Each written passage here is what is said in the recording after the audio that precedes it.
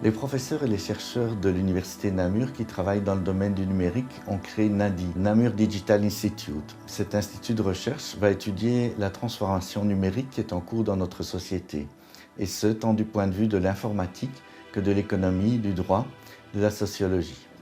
On travaille sur un projet qui est financé par la Commission européenne dans le cadre de son programme H2020, qui regroupe plusieurs universités et entreprises européennes qui étudient l'utilisation des TIC pour le passage aux frontières, comme par exemple les body scans dans les aéroports. Et nous particulièrement, le NADI, on travaille sur les questions de vie privée. Est-ce que par exemple le body scan va respecter votre vie privée, et d'acceptabilité sociale. Est-ce que les citoyens vont accepter l'éthique pour le contrôle aux frontières? Le projet TRAC, c'est un projet qui fait partie du portefeuille FEDER Namur Innovative City Lab.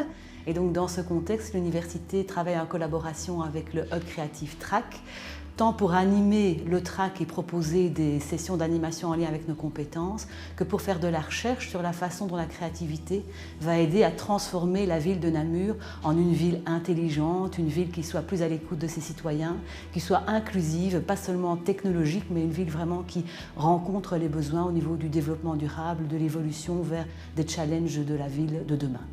Bien, dans le cadre de l'appel à projet FEDER, nous avons un projet qui vise à inventer l'Internet de demain avec les entreprises wallonnes afin de développer un système où, par exemple, dans le contexte européen, on pourrait échanger beaucoup plus facilement des données dans le domaine de la santé, dans le domaine de la gouvernance, de la sécurité, du terrorisme, on en parle beaucoup.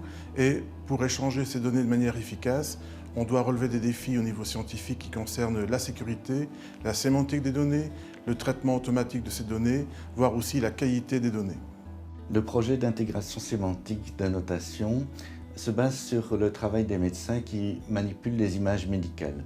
Ces images médicales, d'habitude, sont commentées par les médecins, mais cette information est normalement perdue. Dans ce projet, on les conserve pour pouvoir par la suite faire de l'apprentissage automatique sur base de ces éléments de diagnostic.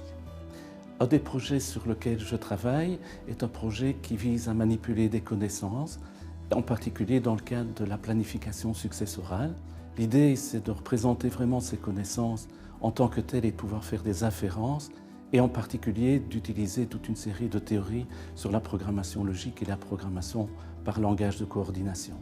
Pour donner un exemple très simple, on décrit des choses du type Père Jean-Marie ou Mère Marie et Antoine, et à partir de là, on peut bâtir toute une série de relations qui servent par exemple dans le cadre de la succession à décrire qui est héritier de qui. Et en utilisant des règles comme celle-là, mais aussi beaucoup plus compliquées, on peut comme ça calculer les droits de succession, mais aussi répondre à d'autres questions du type quel est l'impact de certaines stratégies de donation dans le cadre du logiciel. Au sein du cercle, nous travaillons sur plusieurs thématiques, dont la gamification, l'engagement des consommateurs dans les communautés en ligne ou encore l'importance du smartphone dans les processus d'achat. Nous travaillons également sur des thématiques liées à la consommation collaborative et l'économie des plateformes. Dans ce cadre, nous étudions notamment l'importance de la confiance dans l'établissement d'une intention de participer à ces plateformes en tant que fournisseur de services.